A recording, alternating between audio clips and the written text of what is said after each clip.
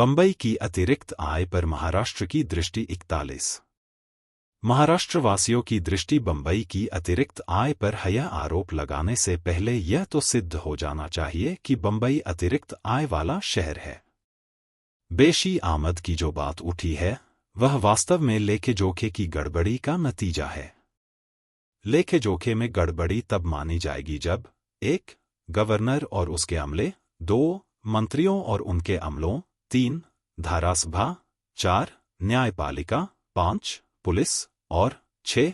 Police कमिश्नरों और शिक्षा निदेशकों जैसे प्रांतीय अमलों पर होने वाले सभी प्रकार के खर्चों को लेखांकन में सम्मिलित न किया जाए।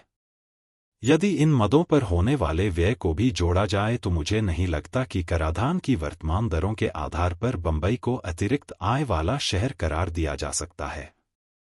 इसे तर्काभास ही माना जाएगा कि बंबई के लिए इन मदों पर होने वाले खर्च को तो महाराष्ट्र के नाम चढ़ाया जाता है और बंबई को इनसे मुक्त रखते हुए यह घोषित किया जाता है और तर्क दिया जाता है कि बंबई की आय उस पर होने वाले व्यय से अधिक है।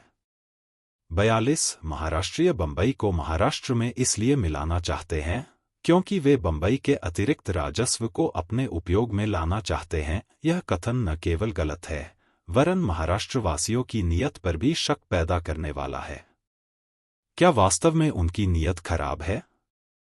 इसका उत्तर मेरे पास नहीं है, किंतु मैं इतना जरूर जानता हूं कि उनका समाज व्यवसायी मनोवृत्ति वाला नहीं है। कुछ अन्य समुदायों की तरह वे पैसे को दांत से नहीं पकड़ते। मैं उन लोगों में से एक हूं जो यह मानते हैं कि यही सबसे बड़ा गुण भी है। उन्होंने रुपए पैसे को कभी देवता की तरह नहीं पूजा। ऐसा करना उनकी संस्कृति का हिस्सा नहीं है। इसलिए तो उनके प्रांत में बाहर वाले समुदाय आते गए और वहां के व्यापार और उद्योग के मालिक बन बैठे। मैं यह बात साबित कर चुका हूं कि बंबई वास्तव में अतिरिक्त आय वाला शहर नहीं है और न ही उनकी दृष्टि इस अतिरिक्त आय पर गड़ी हुई है।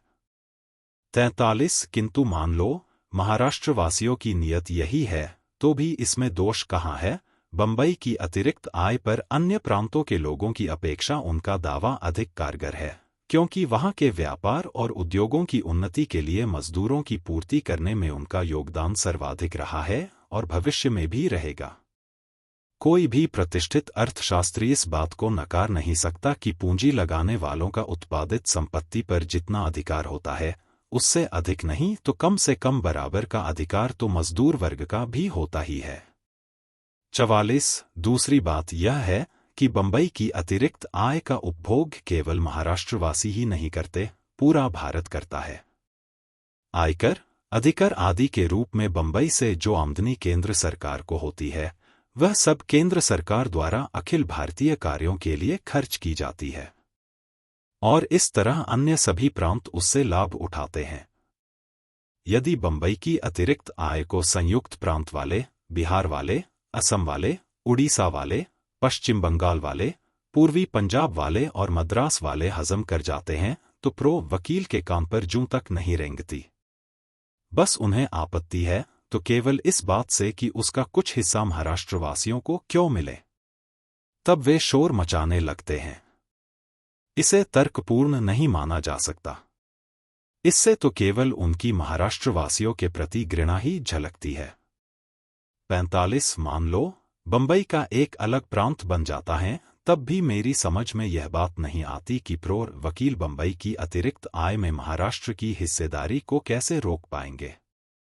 यदि बंबई से आयकर, अधिकर आदि के रूप में आमदनी होगी और ऐसी स्थिति में प्रत्यक्ष रूप से या अप्रत्यक्ष रूप से बंबई से प्राप्त राजस्व का कुछ हिस्सा महाराष्ट्र को अवश्य मिलेगा।